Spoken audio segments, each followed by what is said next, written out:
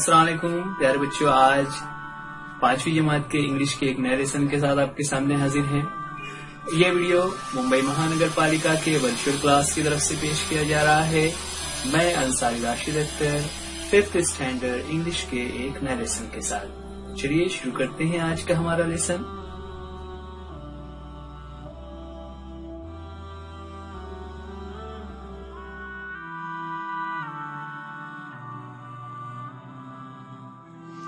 बच्चों, आज की इस वीडियो में हम देखने वाले हैं एक नया चैप्टर जो अपने आप में बहुत इंटरेस्टिंग है। चैप्टर का नाम है on the time line. Page number 56 पर और पेज नंबर 57 इस तरीके से दोनों पेजेस को मिलाकर ये चैप्टर बना हुआ है। वहाँ पर आप अपनी बुक में देखें तो बहुत सारे पॉइंट्स लिखे हुए हैं। हम एक एक करके उन पॉइंट्स को समझेंगे, जिसकी मदद से एक बहुत ही बेसिक और ज़रूरी कंसेप्ट हमें समझना है। टाइम लाइन, जिसे हम ज़मानी खत कह सकते हैं, कि जो ज़माना है वो किस तरीके से आगे बढ़ता है। यहाँ पर जैसा कि हम देख रहे हैं, एक लाइन बनी हुई है जिसमें दरमियान में आप ही की तरह के दो बच्चे खड़े हुए हैं। अगर हम इस दरमियानी हिस्से को प्रेजेंट यानी ज़माने हाल या मौजूदा वक्त कंसिडर करें तो जो लाइन उल्टे हाथ की तरफ से आ रही है वो पास्ट कहलाएगी, और जो लाइन राइट हैंड पर आगे बढ़ रही है वो फ्यूचर कहलाएगी। इस तरह ये जो खत बना हुआ है, ये जो लाइन बनी हुई है, इसे टाइम लाइन कहा जाएगा, जिसमें मौजूदा वक्त प्रेजेंट कहलाएगा, जो वक्त पीछे गुजर चुका है वो पास्ट है, और जो आगे आने वाला है वो फ्यूचर है। पास्ट, प्रेजेंट और फ्यूचर, इस तरह से ये तरतीब होती है। अब तीनों ही ज़मानों के साथ बहुत सारे वर्ड्स जुड़े हुए हैं जो अलग अलग कैफियत को, अलग अलग हालत को बयान करने के लिए इस्तेमाल होते हैं। आज इस चैप्टर में हम उन्हीं वर्ड्स के मदद से ये समझेंगे कि किस तरह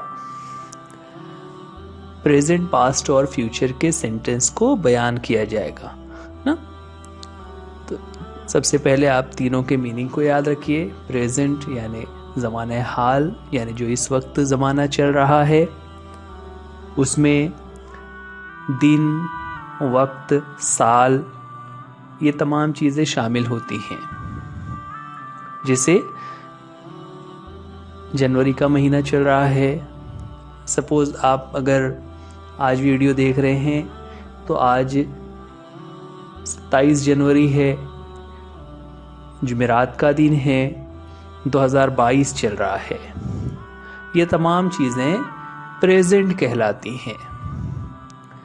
प्रेजेंट में जो वर्ड्स यूज़ किए जाते हैं, फॉर एग्जांपल जैसा कि यहाँ पर लिखा हुआ है नाउ या जस्ट नाउ। नाउ या जस्ट नाउ का मतलब क्या होता है? अभी, इस वक्त। तो अभी इस वक्त जो चीज़ हम बयान कर रहे हैं उसको हम प्रेजेंट में बयान करते हैं, उसके साथ हम नाउ या जस्ट नाउ ये वर्ड्स यूज करते हैं।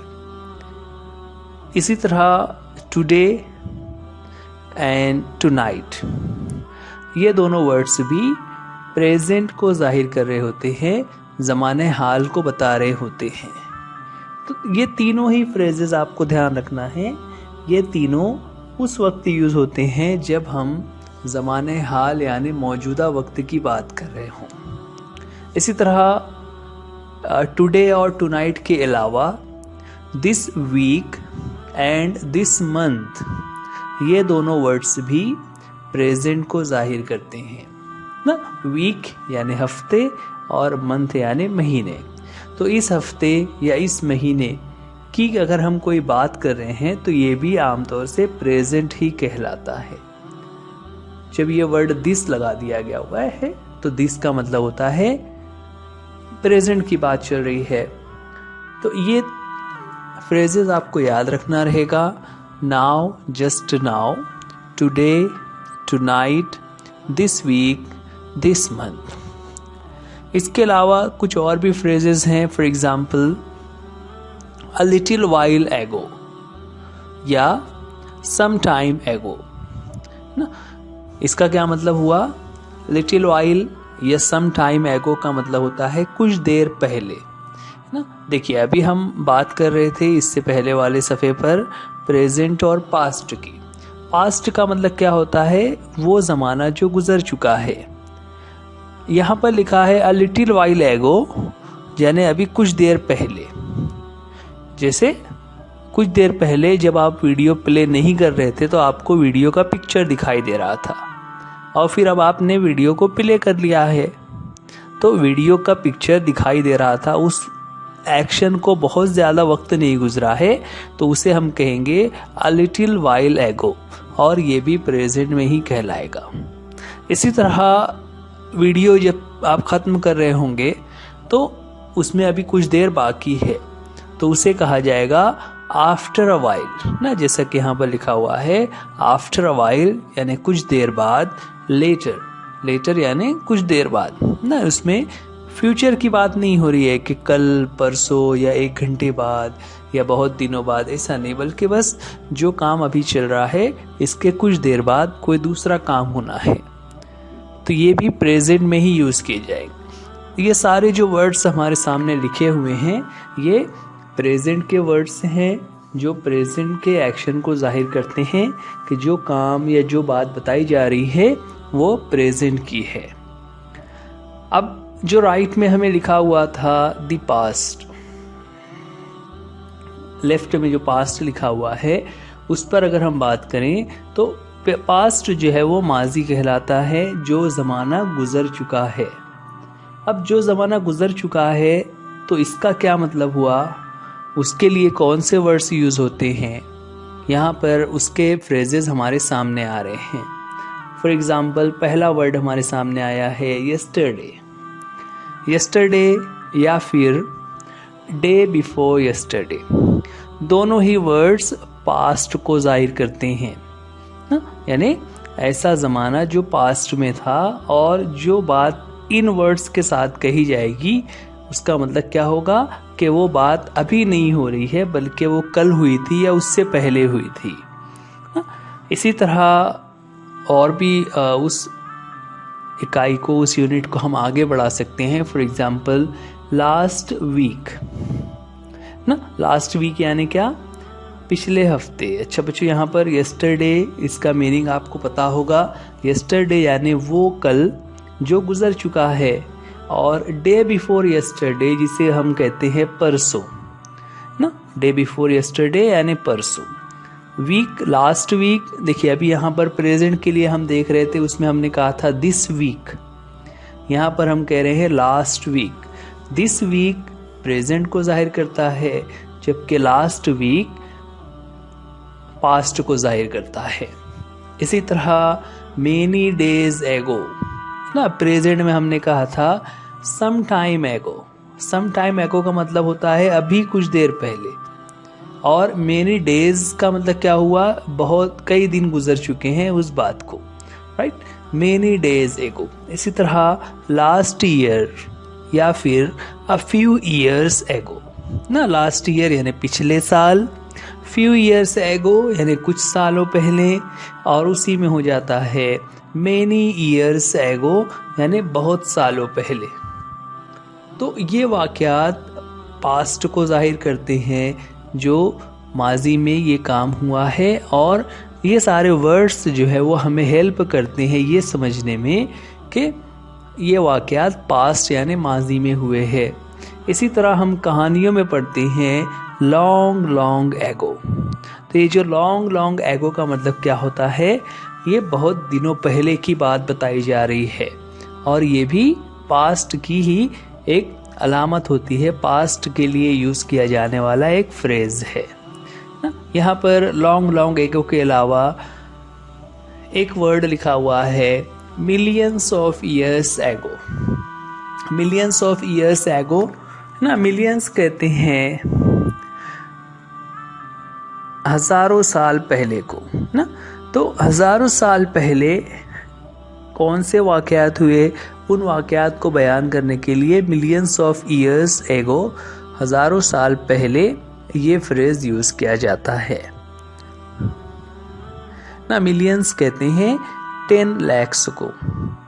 तो 10 lakhs ईयर्स एगो का मतलब क्या होता है, बहुत लाखों हजारों साल पहले की बात चल रही है। जिस तरह ये पास्ट हम देख रहे हैं, इसी तरह हमें फ्यूचर के लिए भी बहुत सारे वर्ड्स होते हैं जो यूज करने होते हैं ना। तो प्रेजेंट और पास्ट हमने समझ लिया। अब कुछ एग्जाम्पल्स हम देखते हैं जो फ्यूचर के लिए यूज की जाती हैं। फ्यूचर के लिए जो वर्ड्स आ रहे हैं उसमें पहला वर्ड है टुमारो। इससे पहले अभी हमने देखा था यस्टरडे। यस्टरडे यानी गुजरा हुआ दिन, और टुमारो यानी आने वाला कल। ठीक है, टुडे, यस्टरडे, टुमारो, ये तीनों वर्ड्स आपको याद रखना है। इसी तरह हमने देखा था डे बिफोर यस्टरडे यानी गुजरा हुआ कल का जो एक दिन पहले था, जिसे हम परसों कहते हैं। इसी तरह आने वाले दिन के बाद वाला जो दिन रहेगा उसे कहेंगे डे आफ्टर टुमारो ना। उर्दू में हम उसे परसों ही कहते हैं। Then next week. Next week यानी अगले हफ्ते, और अगले हफ्ते जब हम कहते हैं तो ये वक्त अभी चूंकि आया नहीं है इसलिए वो फ्यूचर कहलाएगा ना। देखिए 3 वर्ड्स हो गए। प्रेजेंट में हम कहते हैं दिस वीक, पास्ट में हमने कहा था लास्ट वीक, और फ्यूचर में कह रहे हैं नेक्स्ट वीक। इसी तरह मंथ भी कह सकते हैं ना, this month, last month, next month. इसी तरह हम ईयर को भी कह सकते हैं this year, last year, next year, तीनों के साथ ना, वीक हो या मंथ हो या ईयर हो ना। इसी तरह यहाँ पर है आफ्टर मेनी डेज, है ना, बिफोर मेनी डेज या मेनी डेज एगो, इससे पहले लिखा हुआ था ना मेनी डेज एगो, यहाँ पर हो गया है आफ्टर मेनी डेज यानी कई दिनों के बाद। तो ये सभी फ्यूचर को जाहिर करते हैं। देखिए यहाँ पर नेक्स्ट ईयर, अभी हम बात कर रहे थे ना लास्ट ईयर, तो फ्यूचर में हो जाता है नेक्स्ट ईयर। और ये तमाम चीज़ें, ये सारे वर्ड्स फ्यूचर को जाहिर करते हैं। जब आप बुक में देखेंगे तो आपको कंपेयर करके साथ में समझ में आ जाएगा, है ना। देखिए इसी तरह है आफ्टर अ फ्यू ईयर ना। अ फ्यू का मतलब होता है कुछ सालों के बाद। आफ्टर अ फ्यू ईयर, कुछ सालों के बाद, यानी फ्यूचर में कुछ साल गुजरने के बाद जब हम कोई बात कहना चाहें तो आफ्टर अ फ्यू कह सकते हैं। इसी तरह है मेनी ईयर्स फ्रॉम नाउ ना। मेनी ईयर्स फ्रॉम नाउ यानी इस वक्त से कई सालों के गुजर जाने के बाद, कई सालों के गुजर जाने के बाद। तो बच्चों आपको क्या करना है, ये सारे वर्ड्स ध्यान रखने हैं, उनका मीनिंग याद रखना है, कौन से वर्ड्स प्रेजेंट में हैं, कौन से पास्ट में और कौन से फ्यूचर को जाहिर करते हैं, और इसी तरह उनमें कौन सा वर्ड किस मीनिंग के लिए यूज होता है। यानी जैसे यहाँ पर टुमारो, डे आफ्टर टुमारो, ये फ़र्क आपको याद रखना है ना। इसी तरह यस्टरडे, डे बिफोर यस्टरडे, ये भी आपको याद रखना है। इसी तरह जब हम दिस वीक, लास्ट वीक और नेक्स्ट वीक कहते हैं तो तीनों के फर्क को आपको याद रखना रहेगा। चलिए अब यहाँ पर ये जो सारे वर्ड्स थे उनकी मदद से हमें कुछ एक्टिविटी दी हुई है वो करना है। एक्टिविटी में क्या कहा गया है, तो ऊपर इंस्ट्रक्शन है, use the phrases on the timeline in the given sentences to make meaningful sentences. यहाँ पर सेंटेंसेस की एक लिस्ट दी हुई है, पेज नंबर 57 पर आप उसे देख सकते हो। यहाँ पर एक एक करके वो हमारे सामने आ रहे होंगे। उन सेंटेंसेस के साथ हमें कहा गया है कि जो फ्रेजेस ये टाइम लाइन पर लिखे हुए हैं उसमें से कोई एक फ्रेज हर एक सेंटेंस के साथ यूज करते जाना है और मीनिंगफुल सेंटेंस बनाना है। कैसे होगा, एक एग्जाम्पल हम लेते हैं। For example, I was in first standard I was in first standard. तो जब हम ये जुमला कहते हैं कि I was in the first standard, अभी आप 5वीं जमात में हैं, कुछ सालों पहले आप फर्स्ट में थे, फिर सेकंड में, फिर थर्ड में, फिर फोर्थ में, और अब आप 5th स्टैंडर्ड में हो, राइट। तो जब हमें कहना हो कुछ सालों पहले, तो हमें यहाँ पर कुछ सालों पहले के लिए पास्ट वाले फ्रेज यूज करना होंगे, और पास्ट वाले फ्रेज में हम यूज कर सकते हैं फ्यू ईयर्स एगो। तो इस तरह हमारा सेंटेंस क्या बन जाएगा? सेंटेंस हो जाएगा few years ago I was in standard first, I was in first standard. तो यहाँ पर हमने यूज किया फ्यू ईयर्स एगो। आगे बढ़ते हैं, सेकंड एग्जाम्पल है, सेंटेंस है there were dinosaurs on the earth, there were dinosaurs on the earth. अब डायनासोर्स कब थे? तो जैसा कि आप पेज नंबर 56 पर देख सकते हो, वहां पर डायग्राम में बना हुआ है मिलियंस ऑफ ईयर्स एगो, यहाँ पर डायनासोर बना हुआ है ना। तो हमें उसी को सेंटेंस में यूज कर लेना रहेगा। सेंटेंस बन जाएगा there were dinosaurs on the earth millions of years ago. तो मिलियंस ऑफ ईयर्स यानी लाखों साल पहले जमीन पर डायनासोर्स पाए जाते थे। इस तरह से ये पास्ट वाला जो फ्रेज है मिलियंस ऑफ ईयर्स एगो, ये हमने यहाँ पर यूज किया। नेक्स्ट एग्जाम्पल है there lived a king, there lived a king. अब ये सेंटेंस आपने इससे पहले पढ़ा होगा, स्टोरीज में इस तरह का सेंटेंस यूज किया जाता है ना। तो हम कह सकते हैं यहाँ पर पास्ट के लिए long long ago there lived a king. क्या बन जाएगा सेंटेंस? लॉन्ग लॉन्ग एगो, यानी बहुत दिनों की बात है, बहुत जमाना पहले की बात है। There lived a king. तो लॉन्ग एगो एक पास्ट का फ्रेज था जो इस सेंटेंस के साथ हम यूज कर सकते हैं। आगे बढ़े, नेक्स्ट एग्जाम्पल। नेक्स्ट एग्जाम्पल है I gave a book, I gave a book. इसके साथ हम क्या यूज कर सकते हैं? तो यहाँ पर फ्रेज यूज हो जाएगा अ लिटिल वाइल एगो, I gave a book a little while एगो। इस तरह से हमारा पास्ट का फ्रेज यहाँ पर यूज हो जाएगा। नेक्स्ट है we visited the zoo, visited the zoo ऐसा एक्शन है जो पास्ट में हुआ था। तो अब उसके साथ कौन सा फ्रेज यूज करेंगे? तो पास्ट वाला कोई सा भी, उसमें हम यस्टरडे भी कह सकते हैं, डे बिफोर यस्टरडे भी कह सकते हैं ना, लास्ट वीक कह सकते हैं। यहाँ पर हम ले लेंगे फॉर एग्जांपल लास्ट ईयर ना। यहाँ पर जितने वर्ड्स अभी मैं कह रहा था सभी यूज कर सकते हैं। तो last year we visited the zoo ना, ईयर की जगह हम वीक भी कह सकते हैं। Last week we visited the zoo, या यस्टरडे भी आप सिंपली कह सकते हो, राइट। चलिए आगे बढ़ते हैं। नेक्स्ट एग्जाम्पल है आई एम बिजी ना, आई एम बिजी ना। बिजी का मीनिंग आपको पता है, बिजी यानी मसरूफ होना। अब जब आई एम लगा हुआ है तो आई एम का मतलब होता है प्रेजेंट। अब प्रेजेंट के लिए हम यूज करेंगे जो प्रेजेंट के वर्ड्स थे।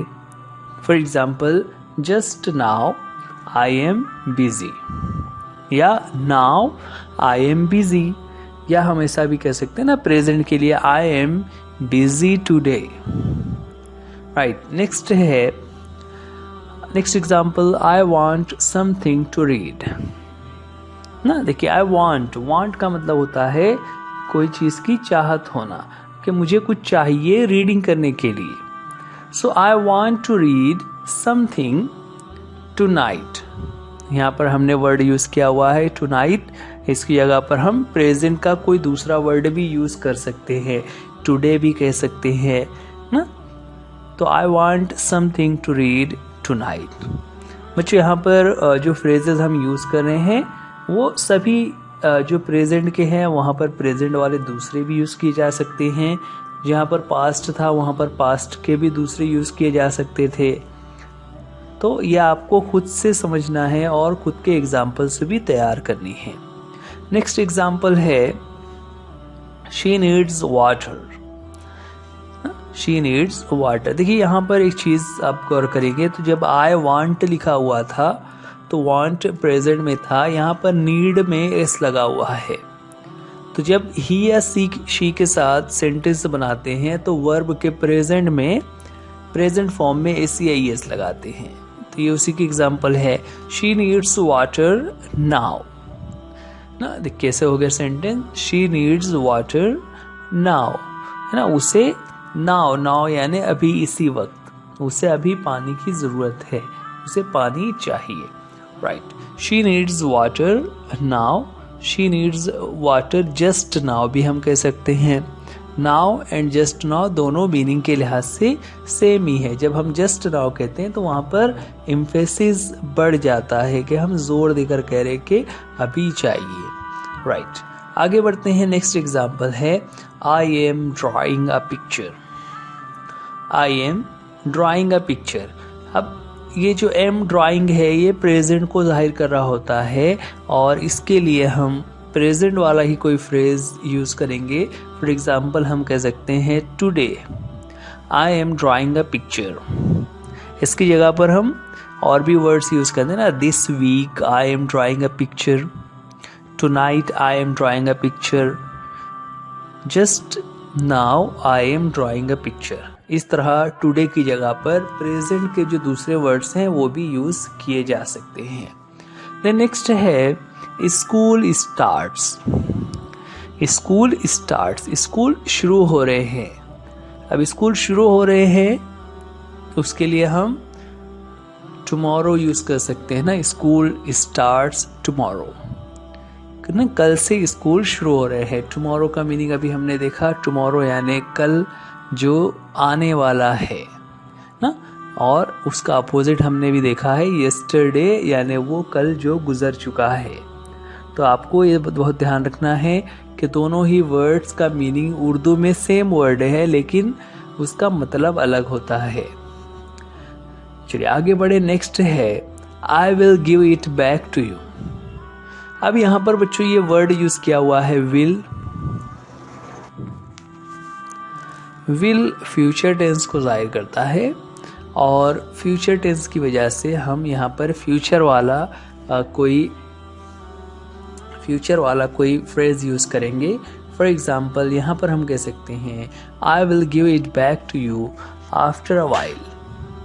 आई will give it back to you after a while, ना आफ्टर अ वाइल यानी कुछ देर के बाद। तो आफ्टर अ वाइल ये फ्यूचर टेंस को जाहिर करता है, यहाँ पर फ्यूचर वाले फ्रेज का यूज कर लिया गया, I will give it back to you after a while. इसी तरह दूसरे कुछ और एग्जाम्पल फ्यूचर के लिए, for example he is going to play cricket. He is going to play cricket, ना वो क्रिकेट खेलेगा ना। गोइंग टू प्ले का मतलब जो फ्यूचर में काम होना है, तो यहाँ पर हम फ्यूचर वाला ही कोई वर्ड यूज करेंगे। फॉर एग्जाम्पल टुमारो, टुमारो अभी हमने यूज कर लिया तो अब यहाँ पर हम ले लेंगे next week. Next week he is going to play cricket, या day after tomorrow, next month, next year, इस तरह के वर्ड्स भी हम यूज कर सकते हैं। तो यहाँ पर हो जाएगा next week he is going to play cricket. Next week वाली एग्जाम्पल के बाद आगे है people will land on Mars. People will land on Mars, land यानी हवाई जहाज या इस तरह की सवारी का जमीन पर उतरना, इसे लैंडिंग कहते हैं ना। और मार्स क्या होता है, मार्स कहते हैं मरीख को। तो एक वक्त ऐसा आएगा कि लोग मरीख पर अपने जहाज उतारेंगे, यानी लोग मरीख पर जाकर रहेंगे।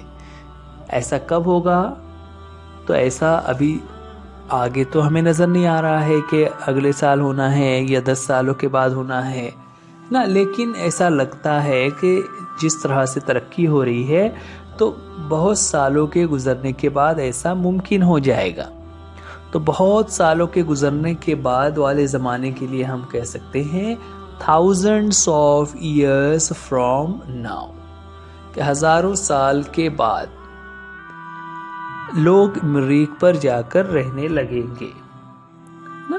People will land on Mars. Thousands of years from now, people will land on Mars. इस तरह का ये फ्रेज यहाँ पर हम यूज कर सकते हैं। Okay, People will land on Mars. Next है We will be in college. We will be in college. हम लोग इस वक्त 5वीं जमात में हैं। यहाँ पर कहा जा रहा है कि हम कॉलेज में होंगे। तो कॉलेज में होने के लिए कितना वक्त है? 1 साल लगेगा, 2 साल लगेगा, या हज़ारों साल तो नहीं लगेंगे, है ना। तो हज़ारों साल नहीं लगेंगे, बल्कि हम कह सकते हैं आफ्टर अ फ्यू ईयर्स, यानी कुछ सालों के बाद, यानी कुछ से मुराद 5-6 सालों के बाद हम कॉलेज में होंगे। राइट, नेक्स्ट है दे विल गो होम। वो घर जाएंगे ना। अब ये कब घर जाएंगे? जैसे किसी की बात चल रही है कि वो लोग घर जाएंगे, तो कब जाएंगे? तो tomorrow, day after tomorrow, next week, next month, next year, सभी फ्रेजेस यहाँ पर हम यूज़ कर सकते हैं। यहाँ पर हम ले लेंगे day after tomorrow they will go home ना, यानी परसों, यानी जो आने वाला परसों है उस दिन वो लोग अपने घर पर जाएंगे, अपने घर चले जाएंगे। Day after tomorrow they will go home.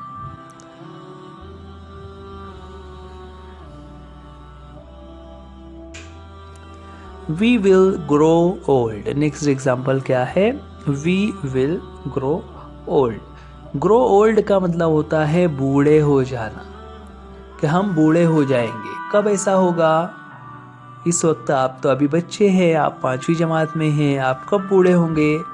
तो उसके लिए हम कह सकते हैं after many years from now, कि अभी से बहुत सालों के गुजरने के बाद वी विल ग्रो ओल्ड, हम बूढ़े हो जाएंगे ना। अभी आप बच्चे हो, फिर आप बड़े हो जाएंगे, बड़े होने के बाद धीरे धीरे आपकी उम्र बढ़ेगी और फिर आप बूढ़े हो जाएंगे।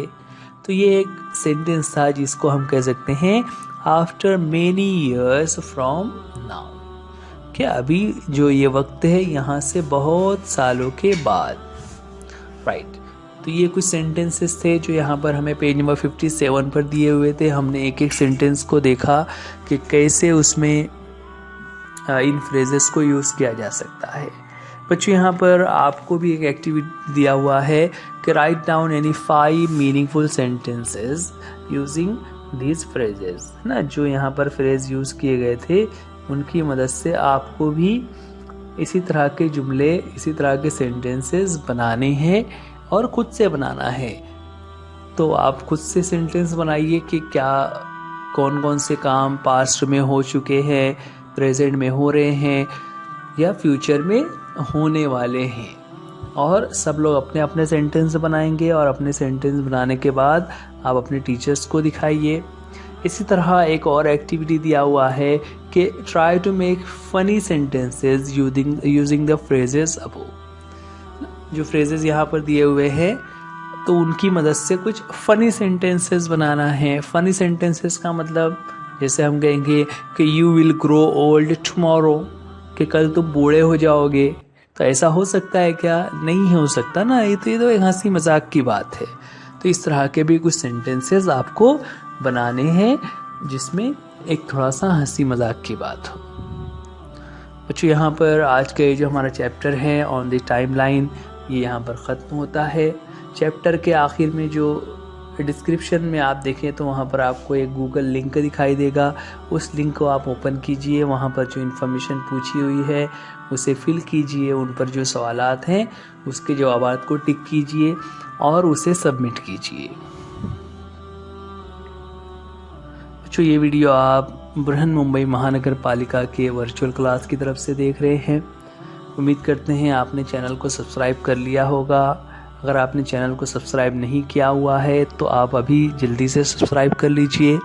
जब आप चैनल सब्सक्राइब करते हैं तो बेल आइकॉन को ज़रूर दबाइए ताकि आपको नोटिफिकेशन मिल सके। वीडियो को लाइक कीजिए, अपने दोस्तों में शेयर कीजिए, और अगर कोई बात ना समझ आ रही हो तो आप कमेंट्स में पूछ सकते हैं।